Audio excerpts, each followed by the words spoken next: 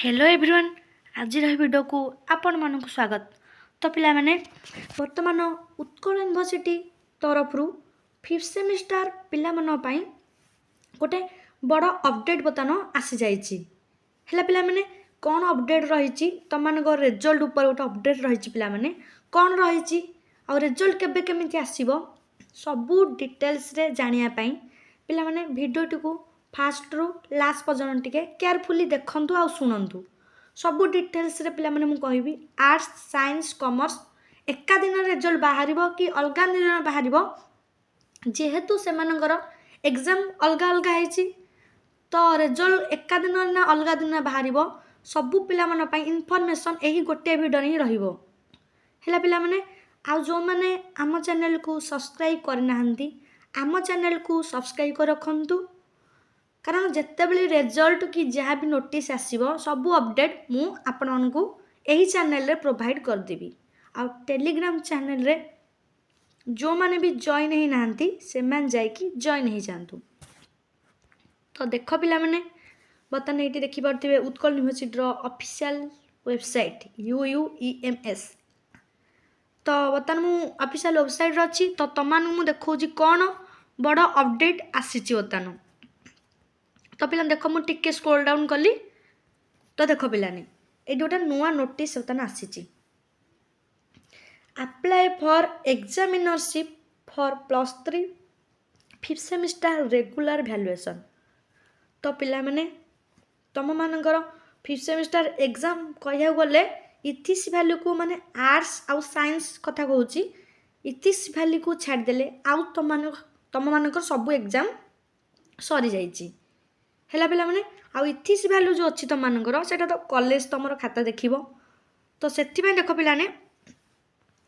तो वैल्यूएशन बतन खाता देखा प्रक्रिया बतन आरंभ हो गलानी।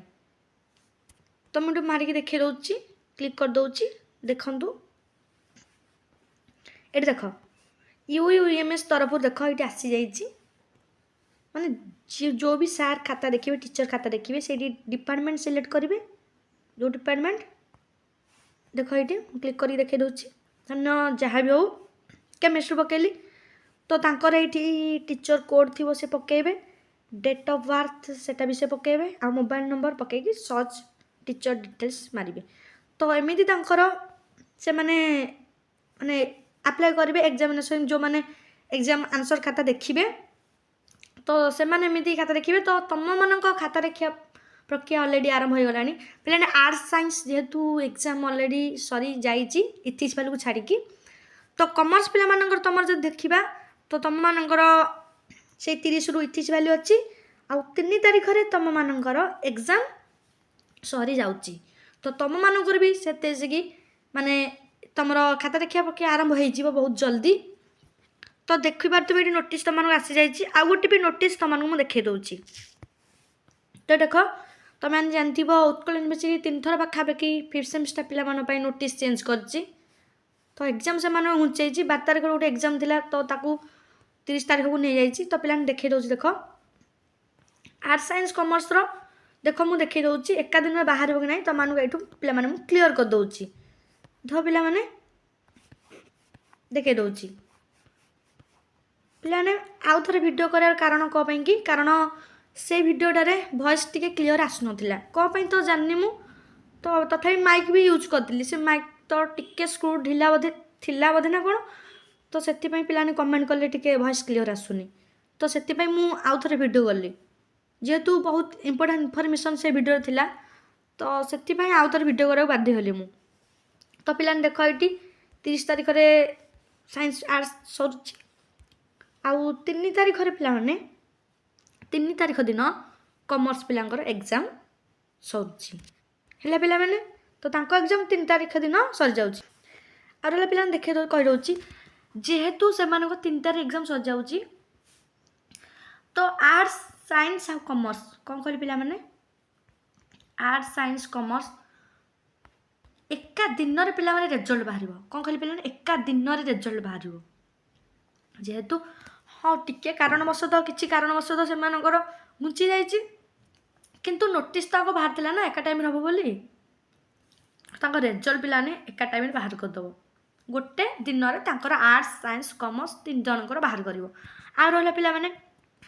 रिजल्ट कथा रिजल्ट तुमर केबे बाहर तो पिलाने जे तुम एग्जाम जेबे भी सरुची तार 45 डे भितर कौन कहली पिला माने ना 45 डे भितर तो तुम मानक रिजल्ट पब्लिश हो सब यूनिवर्सिटी पिला माने खाली उत्कल यूनिवर्सिटी कथा नुह सब यूनिवर्सिटी रे पाखापाखि 45 डेज भितर तुम मानक रिजल्ट पब्लिश हो जाए। आ रहला पिला माने तुमर एग्जाम तो एबे सरी 3 तारिख भितर समस्तंकर तो धरिबा आदि फेब्रुआरी लास्ट